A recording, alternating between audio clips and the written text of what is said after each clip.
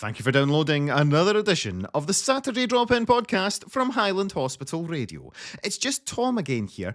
Shannon still on holiday somewhere, but the good thing is, during today's show, we had the wonderful Jess Nelson, your host of Hits Different, joining us, and later on in the programme, James Hastie popped in as well. So we had some fun and games with them, playing Guess the Year, Beat Detective, a bit of this or that. We had a wee bit of trivia as well, so there's lots to enjoy. But first of all, we are going to play out the interview that we had with our two guests. This was John Bell and Graham Link, and they are taking on the challenge of walking from John O'Groats to Land's End over 48 days, starting from the 17th of April this year. They're raising money for a charity based in Nottinghamshire called Walking for Hope, whose purpose is to raise awareness of mental health and suicide prevention. But of course, that's not just for Nottinghamshire. That's something that's great to raise awareness of all over the UK, which is where they're going to be walking point to point from. They're also going to stand out a little bit from your usual point-to-point walkers, and we'll ask them exactly how that is. Now, let's just let you know, we are going to be talking about suicide and how that impacts on people. So if you think that's going to be a wee problem, you might want to skip forward about 20 minutes into the podcast where it's just all going to be the fun and games. But I'd really like you to listen to these two guys and hear their story.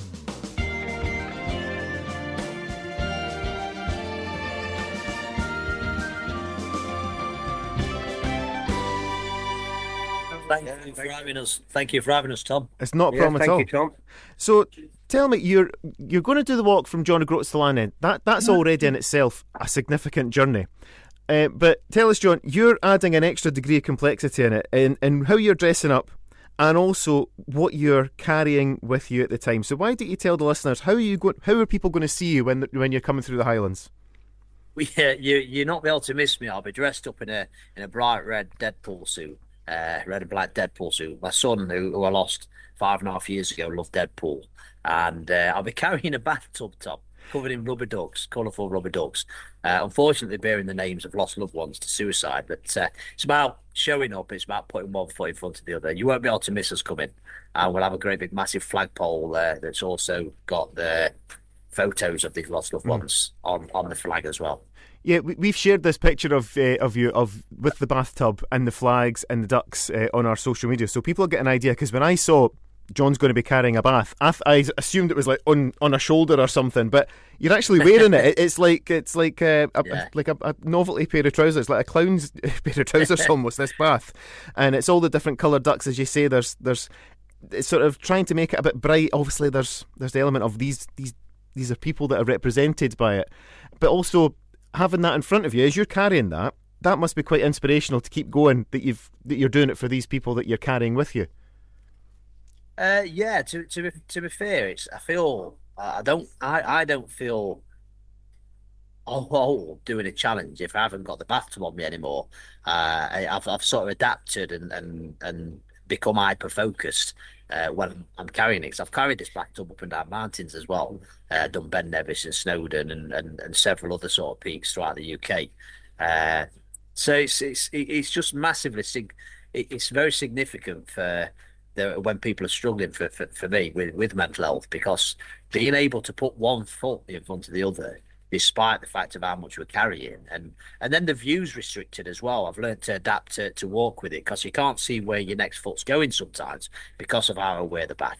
So I've learned to sort of walk in this bath, and it sounds ridiculous. I know how ridiculous it sounds, but it's just so significant for the burdens that we carry that you don't see. It's a really strong metaphor, isn't it? That the weight of this bath is what you're making it very visual, what we carry, but all of us are carrying something.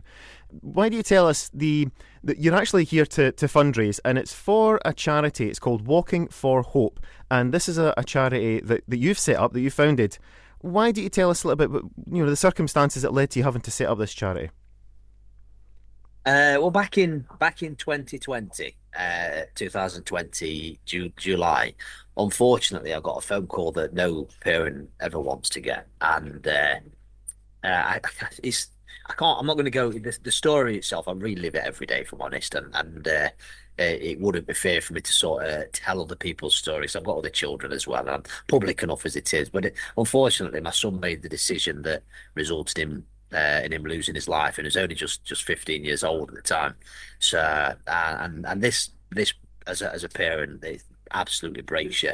I didn't know how to survive this, and I spent about a year in a dark place, and I had to learn to cope and want to stay. So this come in the form of finding myself in the outdoors. I spent a good year outdoors in mountains, taking on extreme challenges. I mean, there were some times I didn't want to come back, Tom, if I'm honest with you, but I found a way because I've got other people that depend on me. So, and I understand that. I understand that. I won't pass this pain on. I embrace the pain and I transmute it into something truly beautiful and find my son in my heart every single day to carry on. So it led to setting up the charity Walking for Hope, and we've got some big plans to. We do support groups and walking groups and things at the moment, arts and craft groups as well, and it's all about offering safe spaces to people. And it's not just about people that have lost people to suicide. It's about preventative measures. It's about people out there. Everybody's going through something, and it's about just developing stronger mindsets and self-worth, self-respect, coming together, community spirit. And we've got big plans to set up a base camp, sort of for centre of operations for what we do, and to also support a little bit more as well, not just in our own community, but to work. I want to work personally towards the national suicide prevention strategy, and hopefully take things into schools to support young people even more. So there's some big plans ahead, big plans ahead. But it's about saving lives first and foremost. It's about saving lives. Yep. And supporting for the community who's affected by this loss of life through suicide as well. You've got the tagline there on the charity, Walking for Hope, Resilience Through Nature. There's probably quite a number of support groups who exist, who have to exist because of this in our society. But you've gone through this route of, instead of doing this in a room or in an office, or you've went outdoors into nature, and there's so much good, there's so much positivity to get out there and get some fresh air, get on the grass and walk on it, to see the environment around you. Was that a sort of natural thing for you, that the two came together, that you thought, well, I want to set up a peer support, or I want to set up this method of supporting people, I'm going to take it outside? How did that come to you? Well, to be fair, the outdoors and connecting with nature saved me that first year. That was a big part of the start of my healing process, and I needed to share this. I just needed to share it with people, and hopefully show other people how they can. It's not just about connecting with the outdoors. The outdoors goes back to basics. Gets away from the complexities of the 9 till 5 lifestyle, and all those complexities that come with that as well. So it's about helping people connect with themselves and back to basics, community spirit. Do you know what I mean? Just stripping things right back and coming together, being human. It's being human, Yeah. isn't it? Yep. That's all it is. So Walking for Hope, it's primarily, your focus is in the Nottingham area in England, is that right? Not Nottinghamshire, yeah. Yeah. I'm from a little town called Mansfield, just next to Sutton in Ashfield. So we sort of predominantly cover the Mansfield Ashfield area, as we speak now. And people come from all over to join us though as well, from all over the UK sometimes. And it's, do you know what? It's quite overwhelming how many people have got involved, and we hear people's stories, other people's stories that we're going to help as well. Yeah. So, But even though it's the main focus of your walk is the fundraising element for your work in that part of the country, but it is walking through the Highlands, you'll go down the West Highlands and then down through England, down towards Penzance, and then to Land's End. Even though your focus is, of course, where your charity is based, by walking through these areas, by doing it in the way you're dressed and the sort of mannerism that you're doing it, it's bringing this focus to everybody, isn't it? It's because it's not just in your area of England that suicides are happening. It's all over the UK. It's almost like a pandemic of sorts. But you're walking through the whole country, and anybody in the country is going to see it. It's drawing attention to this subject, isn't it? Yes, it's actually a global pandemic. I don't think a lot of people realise that it's a global pandemic. Suicide is. So, but the bathtub and the Deadpool suit, it gets people talking. I mean, I wanted something that you couldn't miss. Do you know what I mean? It's like you can reach a point where you're out there. There's so many people doing amazing things, and we're all doing it in the names of our own children in a lot of cases, and lost loved ones. But it's like, it's bigger than that now for me. It's bigger, a lot bigger than that. It's about everybody else. It's about the people. It's about your children and everybody else's children. It's about saving lives. Do you know what I mean? Let's get when you're up Ben Nevis carrying a bathtub, and this happened when I did Ben Nevis, and somebody took a photo and shared it in, I think it was called Bagging the Munros group on Facebook. It got thousands of responses and shares and everything. I couldn't believe it. I got everyone messaging from everywhere, and it's but the messages you get and how much of an impact it is having. I've just shared it in loads of groups up in there in forums on Facebook for walking yesterday, and the amount of people getting in touch, it just concretes why we do what we do and the impact it's having. When you see from last year when somebody saw us out somewhere, they're saying the impact it's had on my journey. I've gone and done Everest Base Camp since then, and after I lost my wife and things like this, people just getting in touch, and these are the messages we're getting. So, and it's not just about our young people. All our young people need their adults to be in a good place as well. It's learned. It becomes learned behaviour. We all need to be in a good place and it's a really good point, and have a joyful life, don't we? Now, you are doing this. You mentioned there the difficulties of carrying the bathtub and being able to see where you're going, but you've got guidance along with you, who's joining you on the journey. This is your friend Graham. Graham, you're doing the walk as well. Why do you, if you're able to tell us, how did you and John cross paths with each other originally? About 3 years ago, from a mutual friend. I lost my son Sean in 2022. 30 years old, he decided to take his own life. To this day, we do not know why. I got involved with John and another local charity.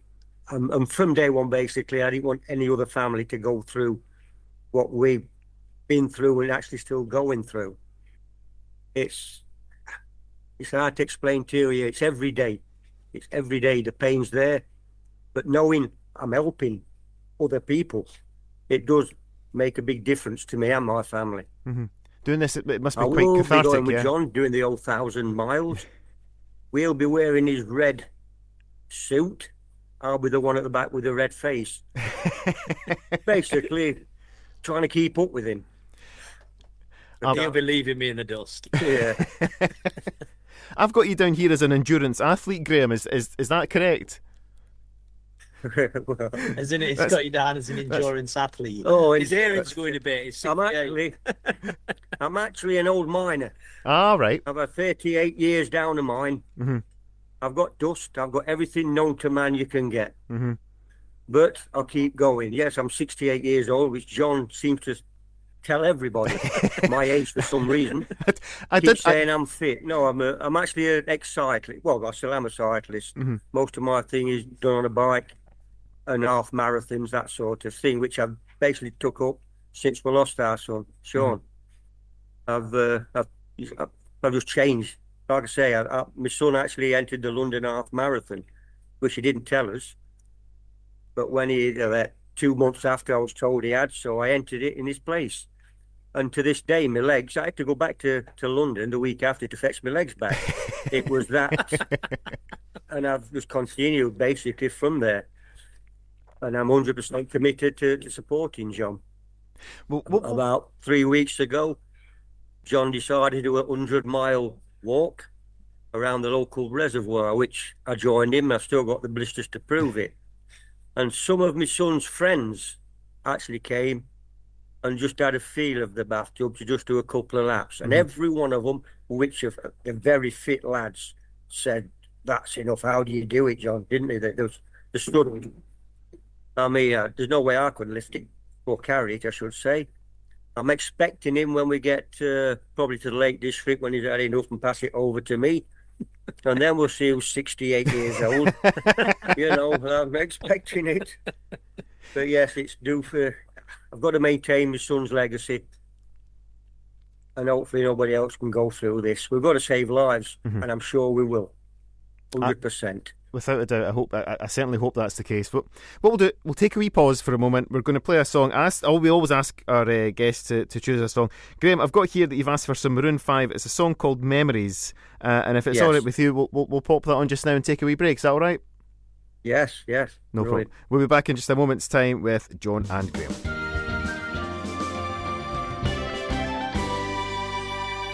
So we're still joined here on the Saturday Drop-In with Graham and John, who are going to be taking on the challenge of walking from John O'Groats all the way down to Land's End, with the added challenge that John's going to be doing it carrying a bathtub, a 15 kilogram bathtub, and he's going to be doing it with his endurance athlete friend Graham. This is all raising money for Walking for Hope, the charity which John has founded, which aims to try and provide suicide awareness, suicide prevention, but also support for those affected by it. Now, how's the preparations going? You have mentioned that you've been up Ben Nevis. You've just nipped out for a 100-mile walk. Graham, during that last song there, he went out and done a wee sprint, he told me. So how's the preparation going for the walk? It's going all right. I mean, It's going. you train every day now. Yes, fair. I'm doing a lot more walking now than I ever have done. Mm-hmm. And with me being away for over 6 weeks, Mm-hmm. my wife is still ecstatic about that. So she really is. Tell you what, Tom, that she's parties, she's got beer in, everything. Every And cloud, she yeah. don't actually want me. She said, "Can we do the Silly Isles as well while we're up there?" Does she want you to walk back at the end as well? I mean, we should say that I did have to look it up because I was curious. Nobody would think, well, how long does it take to go 1,000 miles? It's 48 days, isn't it, from start to finish? I'm looking through the plan just now for the full route, and that's 48 days, and you're going to be walking. Well, I don't know how many miles every day is that. I'm doing some. It'll quick be on maths average here. about 25 miles a day. Yeah. Sometimes it goes up to 28. Sometimes it drops to 22. There's a couple of days where it's a little bit shorter. We've got a day where we finish on a 10-mile day down at Land's End, and then there's one day where we're getting to Wrexham, which is only a 15-mile day because we've got a lot of support in Wrexham after a big challenge back in 2024 when Ryan Reynolds got involved as well. And there's a lot going on for mental health around there. So, and we're hoping to connect a bit more as well as we go along, though, to be fair. Now, you've just mentioned there the Ryan Reynolds thing. Obviously, you're dressed as Deadpool. For those who maybe don't know who are listening, of course, Deadpool is a movie franchise.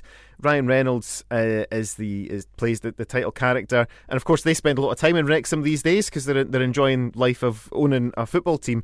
But you've actually been he's endorsed this, and you've got some great pictures with Ryan, and he's really supported you on this, hasn't he? Yeah, he got behind the big challenge, the big walk to Wrexham, and invited me for an interview. And it was crazy, really, a bit of a mad experience because you don't expect something like that to happen, do you? Do you know what I mean? He's one of the biggest A-listed actors in the world. But he started following me on my social media channels, and then invited me for an interview and at the screening of the Deadpool Wolverine film in London.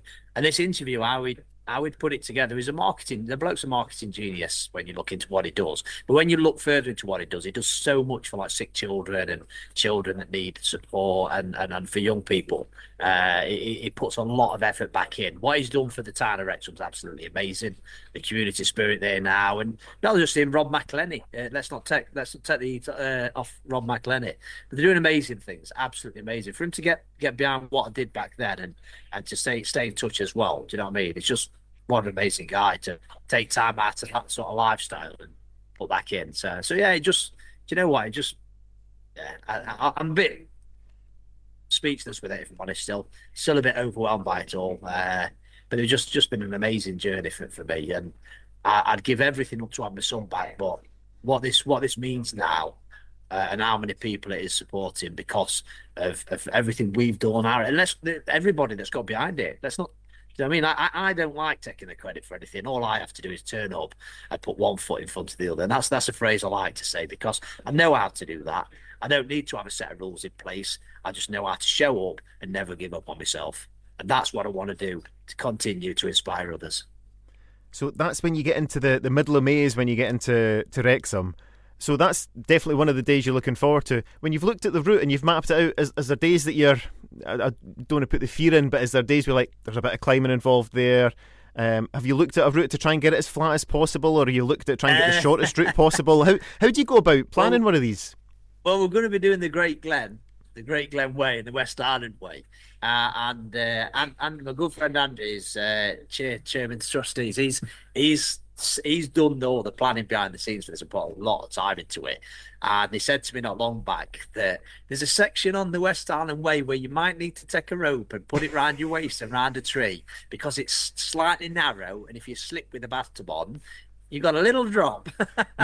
So I've been researching it a bit today, to be honest. It don't look too bad, but I do dumb things down. If I'm honest, I do dumb things down so that I know I can mentally take challenges on. But I put preventative measures. There was a time I didn't want to return when I was in the mountains and things. Now I want to return because I don't want to pass this pain on. So I'm all about preventative measures.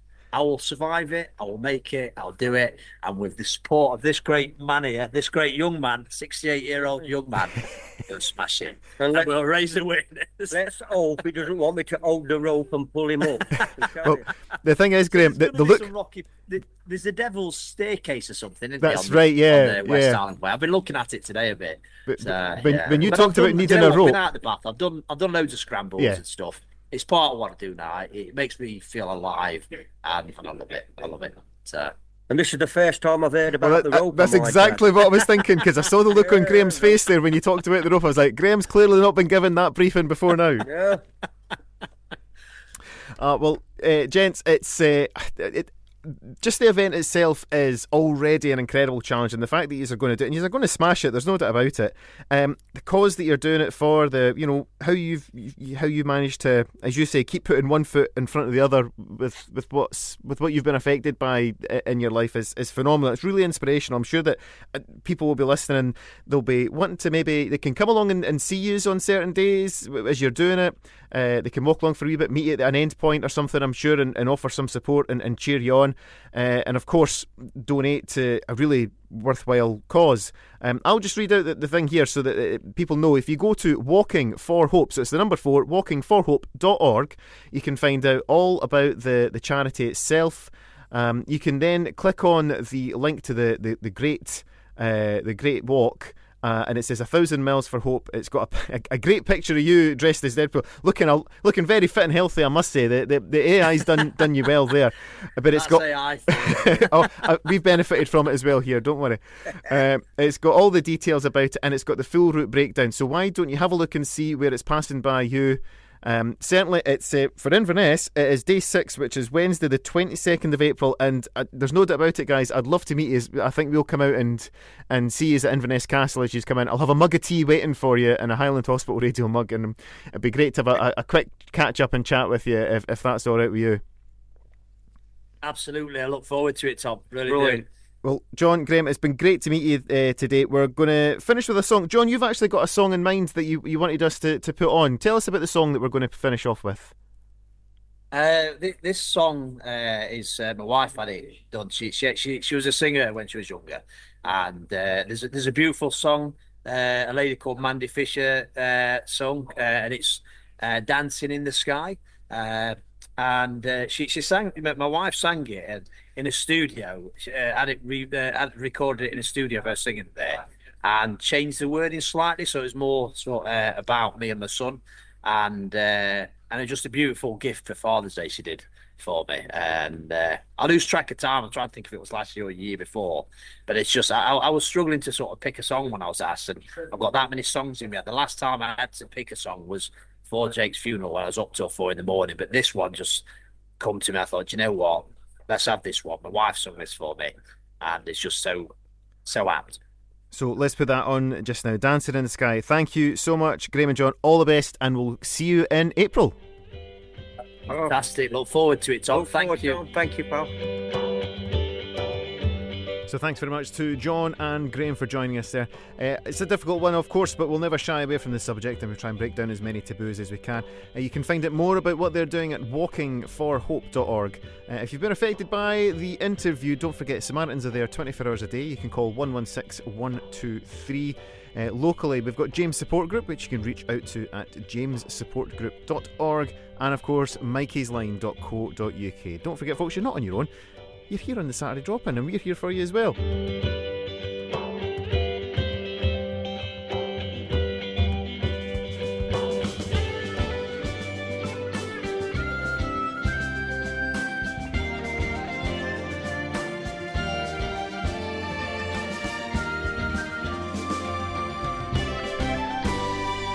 Clean Bandit, Jess Glynn, Rather Be. This is the second best-selling single in our mystery year.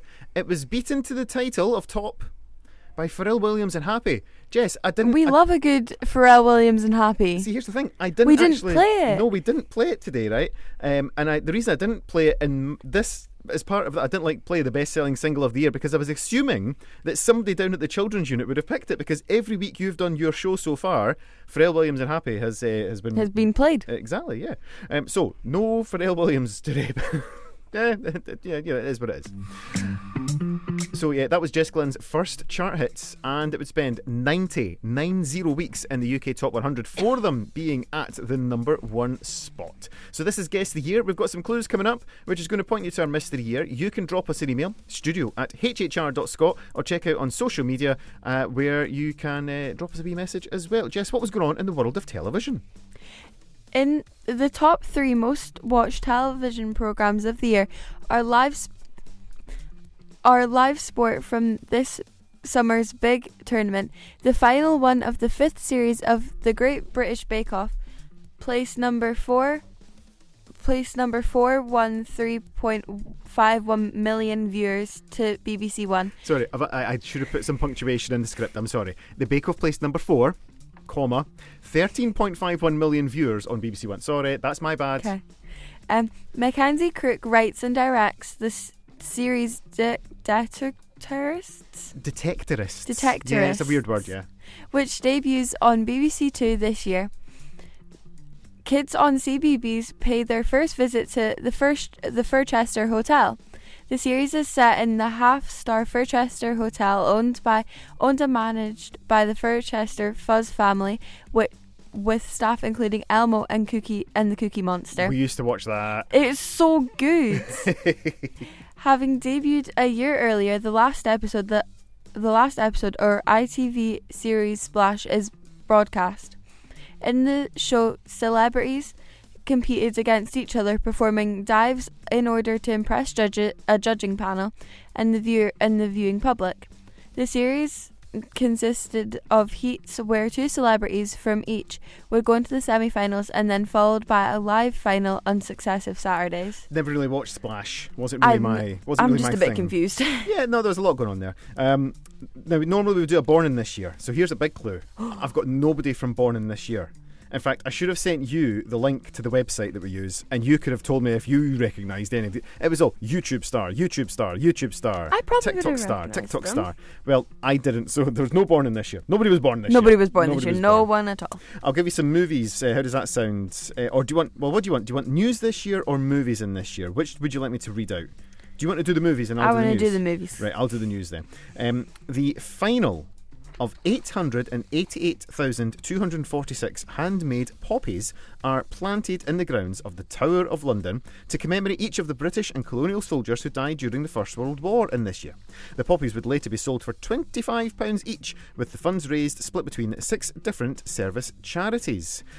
Your Prime Minister in our mystery year was David Cameron, whilst in Scotland this was the year that Nicola Sturgeon would become First Minister on the 20th of November this year. There was also another wee votey thing, but we'll pass on that just now. What was going on in the movies, Jess? At the movies, the top 5 most grossing movies in this year are The Hobbit, The Battle of Five Armies, grossing at 28.7 million. In 4th, The Hunger Games Mockingjay Part 1, grossed at 29.5 million.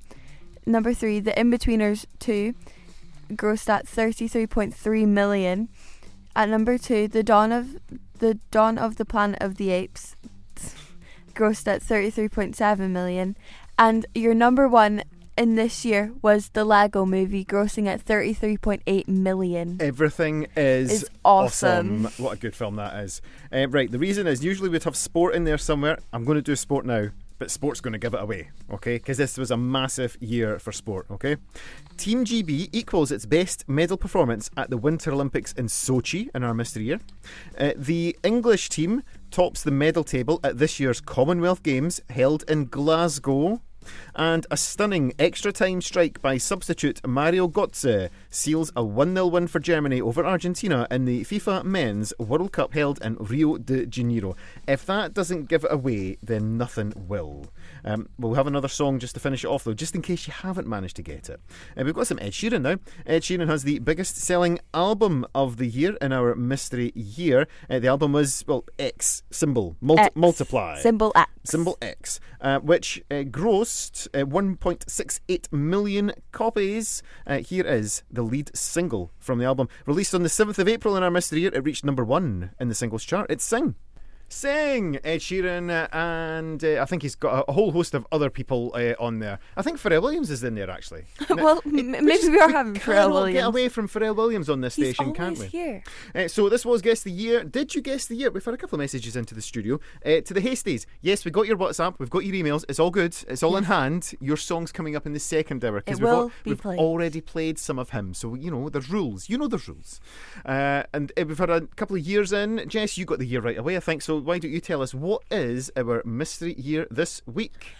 Your mystery year this week is 2014. Well done if you got 2014. More Guess the Year next week.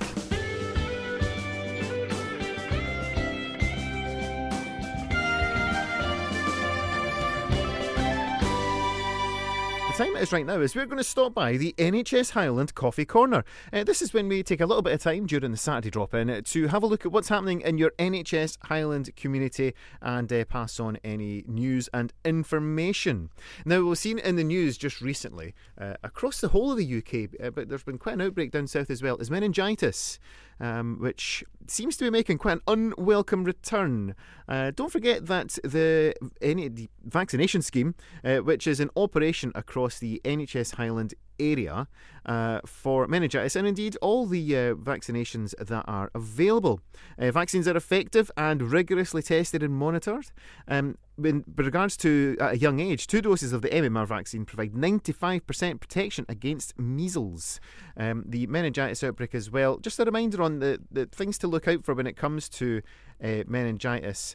Just keep an eye out for the symptoms that are there as well. Might come across looking as a cold or a flu, for example, but it can get a lot more serious than that. So things like a high temperature or fever, or being sick, a headache, blotchy rash that doesn't fade when you put a glass over it. That was always the one to remember. As you get a glass, roll it over the rash, and if it doesn't fade, you really need to be looking out for that.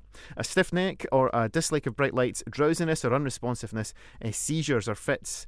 Even if it's only some of these things, or if you're not 100% certain, get yourself on to 111 and speak to the team at NHS 24. And if you've ever got any doubts about someone's health and well-being, of course, pick up the phone, dial 999 and get through to the emergency services. In other news, let's have a look at some good news, because last night was the Highland Heroes Awards for 2026. Highland Heroes is an award scheme recognising people in the Highlands who make a real difference to our communities, healthcare, education, safety and well-being. And in terms of a local good news story, one of the winners of the award last night was John. Now, John, I spoke to him earlier on. Do you want to come in on this, Jess? Sorry. Yeah. Jess is still here. John is, he's one of the porting staff here. He takes things up to the wards, brings them back, and he's got the crate, the trolley. The crate. Have you seen his trolley today? No, I've not seen him today. Have you not seen him? I think it was during your show. I was nipping out to the Highlands table for my coffee, because of course the show is sponsored by coffee, and I had a quick chat with John. So John won the Healthcare Award last night. He brings a ray of joy to this place. He really does. Because he decorates his trolley in whatever seasonal event that's going on. So we've seen his Valentine's Day one, his Christmas one. He dresses up in his Christmas garb as well. Also, he loves a Hawaiian shirt, does John. So Yes. he likes to dress loud. And I spoke to him this morning, and I think it's fair to say, John enjoyed the ceremony last night. Did he enjoy himself? He enjoyed himself, quite a lot. So Just a I would little say bit. if you do go up to shake John's hand today like I did and say well done, maybe whisper and take it easy for him. Great news for John there. Congratulations on that. Now, we'll just stop off at the Archie Foundation. Of course, we've got a great connection with the team down at the Highland Children's Unit. The local organiser here for the Highlands is Neil. Neil's been doing all sorts of crazy things for Archie over the past few weeks. From walking on fire to running marathons, he has faced a host of challenges to support children and families across the island. So we just want to give a big shout out to Neil, who is the Archie organiser, and hopefully we'll be doing some stuff with Archie over the summer. I'd love for us to do the show live from the Children's Unit one day. You up for that, Yes. Jess? Yes, absolutely.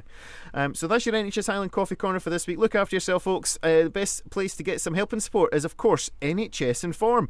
That's the NHS Scotland one-stop shop advice website. So if you're ever looking for some information, head across to NHS Inform. It's 21 minutes past 1. We're live here from Rigmore. This is the Saturday Drop-In. Jess is here. Hi, Jess. Hi. James is here as well. Hi, James. Hi, I'm waving. He's waving. When we get the cameras in, it'll really work. It'll be an audio-visual treat. Wow. Speaking of audio-visual treats, or certainly audio ones, who can tell me what's coming up at the end of the show today? Well, here's the thing. You can't, because we haven't told you what the clue is yet for this week's Beat Detective. But Jess has got it either in front of it. What is the clue for this week's Beat Detective? Your clue this week for Beat Detective: artist, 2 words. This accommodation is pretty full. In fact, I'd say 3 makes it. Ooh, it's good. It's good. Song name, 4 words. Stop your sleepy imagination from thinking it's finished. Ooh. Now, if you want to, you can head over to our Facebook and Instagram pages, where you can look at the words, you can decipher it, you can write it down, you can do what you want with it. And if you think you know what it is, or even if you don't, just have a guess. Drop a message into the comments, email us studio@hhr.scot, or why not WhatsApp us. If you're on Facebook, you just click, there's a button now. You press the button and that takes you straight into your own WhatsApp. Send us a message, it comes straight to the studio. You can't, it's so good, so good. So this is going to be our last song on today's show. So Jess, why don't you give us the clues again, please? Artist name, 2 words. This accommodation is pretty full. In fact, I'd say 3 makes it. Song title, 4 words. Stop your sleepy imagination from thinking it's finished. Beat Detective now. James is he's on Facebook right now, and he's trying to get. He's looking at it. He's heard it twice from Jess. So have you got it? Negative. Do you know what? It's so good when you're the person that gets to write them. I'm not looking forward to next week when Shannon's back, because it's her chance to write them and make me look like a fool. It's Saturday, the 28th of March, and it is just after 25 minutes past 1. We've got a new system here that tells you how to say the time, so you don't even have to think about it. You just read the text that's on the screen. Now it says coming up on 1:30. Because we don't need the presenters to think. We just get them. So it to doesn't read. actually say 13:29 or anything. It No, says it doesn't. coming up on It's like the words. It's like words coming up on 1:30. Who knows? What's happening now? Right. This or that. It has gone away for a wee while. It was being put to rest. Not permanently. That kind of put to rest is pretty permanent. But yeah, okay. Shelved is what it was. Yeah, we were just taking a pause. But today I thought, right, I've actually got one. Because the whole reason why it might have got parked briefly was we were running out of things to call it. This one, it doesn't rhyme, which annoys me. But do you know what day it is today in terms of time? Anybody? Isn't like Yeah, the half clocks past go 1, you back. just told me. Hey, thank you. See, this is why I'm talking Soon about to time. be. So indeed, the clocks go forward tonight. So tonight, I think it's at 2 o'clock they jump to 3, or is it 1 o'clock they jump to 2? Either way, if you're working tonight in the NHS Highland area, you're at work for 1 hour less. Woohoo! But if you're in your bed tonight, working tomorrow, you get 1 hour less to... boo. So I thought I'd construct a game that is going to test your knowledge of time zones and geography. Something I'm sure you're both very strong on. As we play Spring Forward and Fall Back, I have got 10 questions for you, where I'm going to give you 2 countries. I'm going to give you city A within a country, and then city B within a country.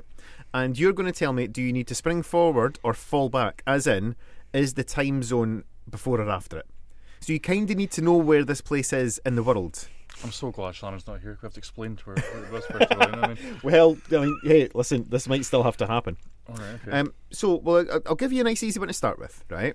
So we're starting here in the UK, but we're going to go for GMT. So I should say we're not going to go for, anything fancy. It's based on what the current time is now.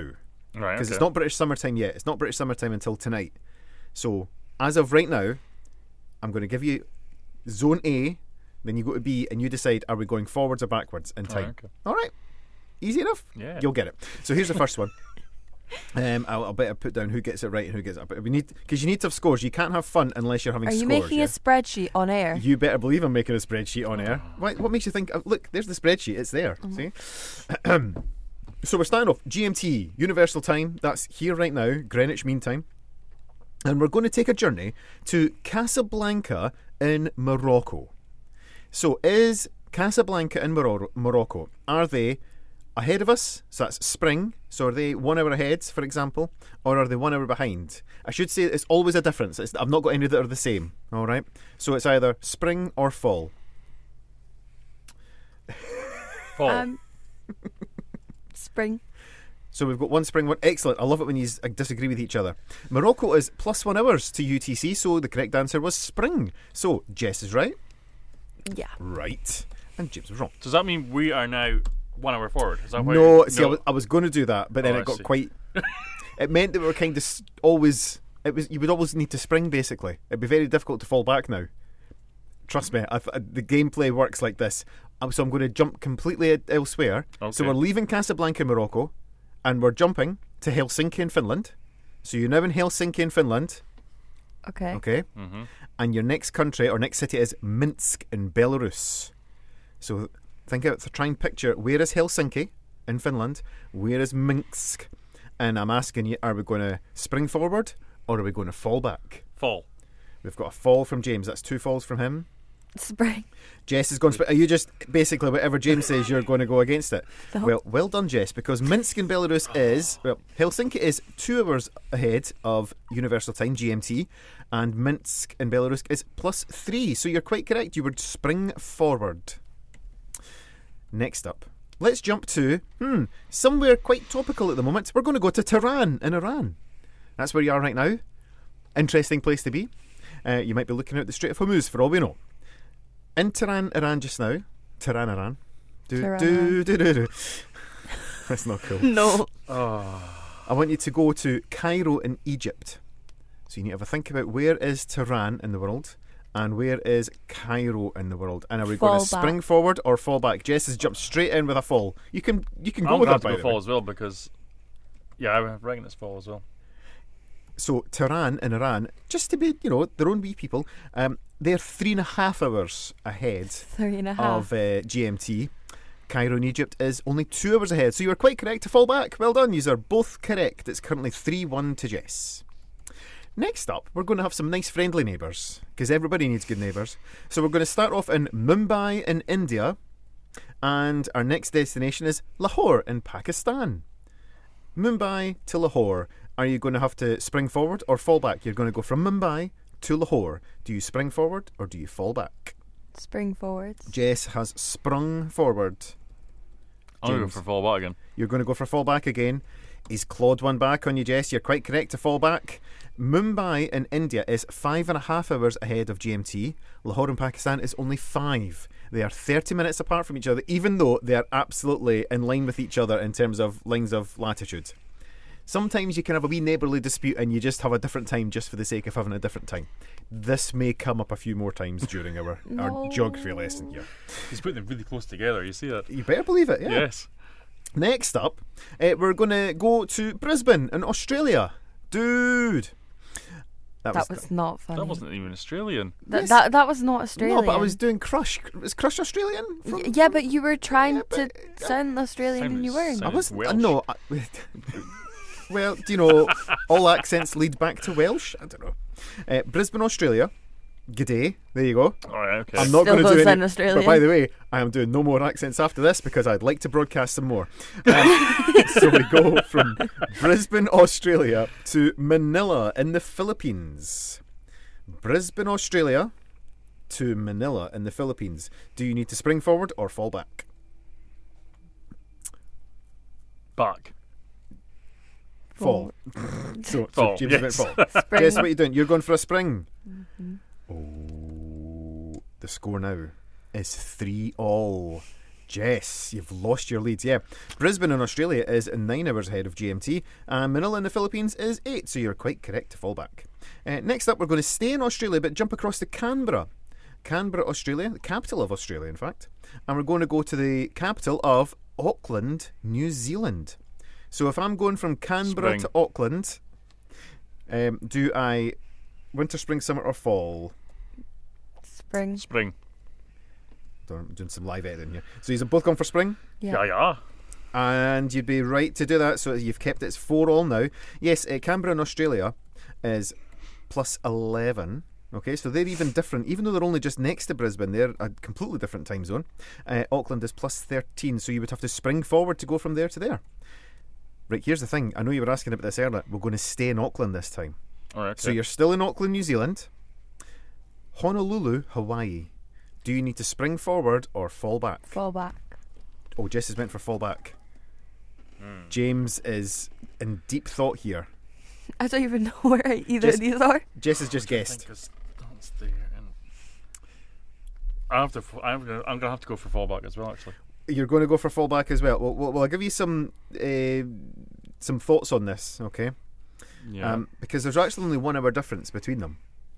And if it was 10 o'clock a.m. in Auckland, it would be 11 a.m. in Honolulu. So that would suggest that you need to spring forward, yeah?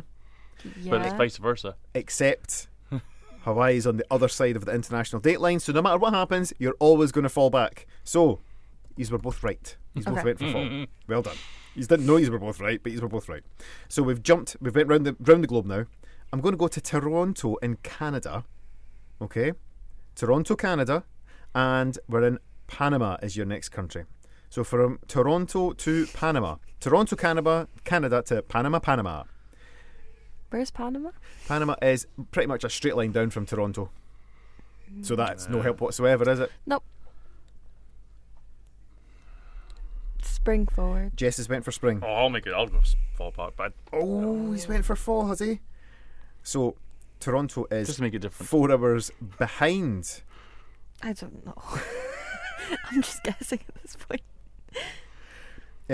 Panama is -5. Right? What? This is when it gets confusing, isn't it? So if Toronto is 4 hours behind Universal Time, GMT, and Panama is 5 hours behind, so even though it's forward, it's actually fall is the correct answer. So James is right and Jess is wrong. I'm just guessing at this point. Right, you've only got 2 more to suffer, don't worry. Right, next up, Rio de Janeiro in Brazil. And James has just lost it. He's just headbutted the microphone there just as a protest or something. Rio de Janeiro in Brazil to Danmarkshavn in Greenland. Rio de Janeiro to Danmarkshavn in Greenland. Do you need to fall back or spring forward to get from one to the other? Forward. Spring. Fall. One's went spring, one's went fall. Rio de Janeiro is 3 hours behind, and Greenland is actually universal time, so it's 0. So the correct answer was spring. I think James has taken it here, hasn't he? Oh, they're not lost now. Yeah. Yeah. What? I think he Yeah. might, because James had spring, you said fall, didn't you, Jess? Yeah, I think so. So let No. me just say, as we go into it, there's only 2 more. No, there's only 1 more, in fact. Oh. There's only 1 more, so let me just see if it's actually worth doing it. 1, 2, 3, 4, It's 5, not. 6. Plays 1, 2, 3, 4, 5, 6 all. No, it's not. I thought I was losing. Spreadsheet's not working. No, it's the user that's not working. Broken his spreadsheet. I've not broken it. It's 7-5. Jess, you can tie here. So whatever you do, you just need to do the opposite of James, and hopefully that he's How am I going to tie if it's 7-5? wrong. No, you're right. Maths is not as strong about either, is it? Let's just play the last one. We're going to go from New York, USA, to Quito, and I've only chosen this so I can go Ecuador. So New York So to funny. Quito. New York, So USA funny. to Quito in Ecuador. Spring or fall? It's easy as that. Spring. Jess is meant for spring. Oh, I'll go for fall then. And it's a white one. It's all over the place. Jess was wrong again. You fall. I know, a disaster. That's why I'm not doing geography next year. I think that this went pretty well, if you if you don't mind me saying so. So this or that, should it be rested permanently after this? No, it's just taking a break. This is up there with the Disney episode. Do you remember that? Shambles. Disney or Disno. Disney or Disno, and it was definitely a Disno.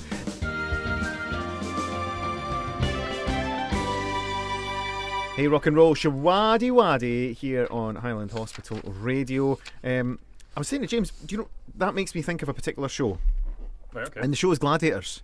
Because see, 90s Gladiators, see when it was Hang Tough, Yeah. that was the song they played when they introduced the Gladiators at Hang Tough. Well, So next don't- week when I do a Gladiator special with Emily, you're going to be probably hearing that as well. I'm going to be loving it. Yeah. A Gladiator special. But on Jimmy's Jangles this week, what's coming up? We have got the same, not just the same as last week, but we're going to do from C to whatever letter I get to, with the full title, the full theme of everything I get, sort of thing. We've got starting with Cagney and Lacey. Oh, oh, I could just, mate, I could do this for you. So that's coming up at 2 o'clock. Go on, have you got any quick facts or interesting stuff for today? I've got some questions for you. Let's go for it. Right. How many times did the UK enter the Eurovision Song Contest before winning it for the first time? Ooh. Oh, that's a good question. Yeah. Well, when did we win it for the first time? Was it Cliff that won it the first time? No, it was Sandy Shaw, wasn't it? So that was 1968, maybe? Could be. So we weren't in the first one. First one was in 56. So I'm going to say 11 years. Yeah, were you guessing this as well? Are we in another world? Morning, somewhere? Jess. Do you remember? 5. 5. It was 9. Oh, I see. Was it right with my years? Have you got the data there? Or you No, just... I've just got the 9 times. Right, here we go. What was the circulation of the Sunday newspaper News of the World when it closed in 2011? Oh, it was significant, wasn't it? Because it seemed like everybody read that thing. Not a fan. Oh, I don't know. I mean, like, what's the circulation of newspapers these days? They've gone down a lot. Yeah, exactly. Who buys a paper nowadays? You know what I mean? Well, who indeed? Older generation, yeah. Indeed. Yeah. I really don't. I couldn't even put a number. I mean, like, what's the population of the UK back then? About 50 million? So, was it one of these ones where all like 90% of the population was buying the News of the World? I could see it being like half of that. 25 million, let's go. 2,000,000. So, alright. 606,397 copies were sold for the very last copy. That was the very last. I wonder what it was at its peak. Because these Sunday papers, it's probably died away a bit now, but they were absolutely huge, weren't they? You know, it's... yeah, okay. Any more? Yeah, what is the surface area of a boxing ring in square metres? In square metres. Why are you looking at me? I don't know. Well, how wide? Well, like square metres is length times breadth, yeah. And how much? So, was it 12? It kind of 12's the number that, see, back in the ye olde days, right? 12 was everything, wasn't it? It's 12. How long is 12 feet? 12 feet is probably maybe about right. This sounds to me absolutely 12 massive. by Let's put it 12. that way. It would be 144 metres squared. No, I get 37 is the answer, right? Metres squared? Yeah, it sounds to me like that's huge. That doesn't seem right. 12. Okay. No, you said metres squared. I did it in Yeah. feet. What's that? Oh, hold on. What's 144 feet squared? Get your ruler out, Lee. Hold on. Right, give us the next one. We'll add them. Okay. When flying, what is the distance in miles between London and Paris? Distance in miles. Yeah. It's not that long. It's only about 30 miles, isn't it? It's 220. Really? I'm absolutely rubbish at this. Just to go back, sorry, what was your square metres of your 37. 37? Oh, that was still well out. 37. 37. Because 144 square feet is 13 square metres. So what was it? What was the answer? Sorry, 37. 37 square metres. So it's yeah. 24 feet by 24 feet. Then useless information, folks. We're full of it. Yes, we are. Give us one more, and then I'm going to go into a song. Okay.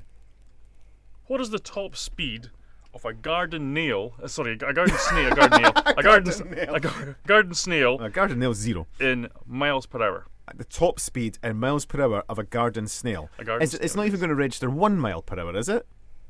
It's going to be even half 0.2 of a mile of an hour. It's 0.005 miles per hour. Poor snails, they get a hard time of it, don't they? Well, thanks very much, James. James is coming up at 2 o'clock with a much more entertaining show than just, making me look silly. Oh. After some One Republic, we'll find out what the answer is to this week's Beat Detective. This is your Saturday drop-in on Highland Hospital Radio. Shall we just have a wee recap on our Beat Detective clue? Your artist made up of 2 words. This accommodation is pretty full. In fact, I'd say 3 makes it. Does 3 make a crowd, everyone? And does your accommodation, could it perhaps be a house? And could it perhaps be crowded house? Your song, which was made up of 4 letters. Stop your sleepy imagination from thinking it's finished. So your sleepy imagination, what do you do? What's that called? If you're thinking something when you're sleepy? Is it a dream? Maybe. Perhaps? And should you stop thinking about it being finished? Are you saying that you should don't dream it's over? The response in the studio is fair to say, I would describe it as muted.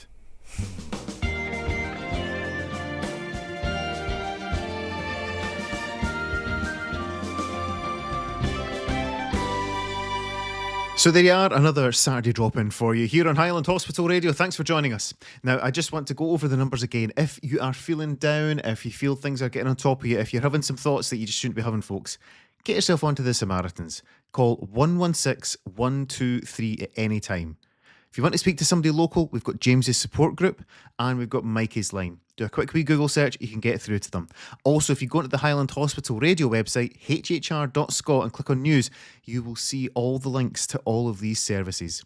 In the meantime, we hope that you feel better soon if you're listening to hospital or across the NHS Highland area, and that your wee podcast here from us has just made that day a little bit better. Shannon will be back next week along with myself. Jess and James will pop in as well. I think Emily might be around as well. It's a party here on the Saturday Drop-In. We hope you can join us soon. You can always get in touch with us at socials@hhr.scot. In the meantime, have a great week. We'll see you next week. Bye-bye.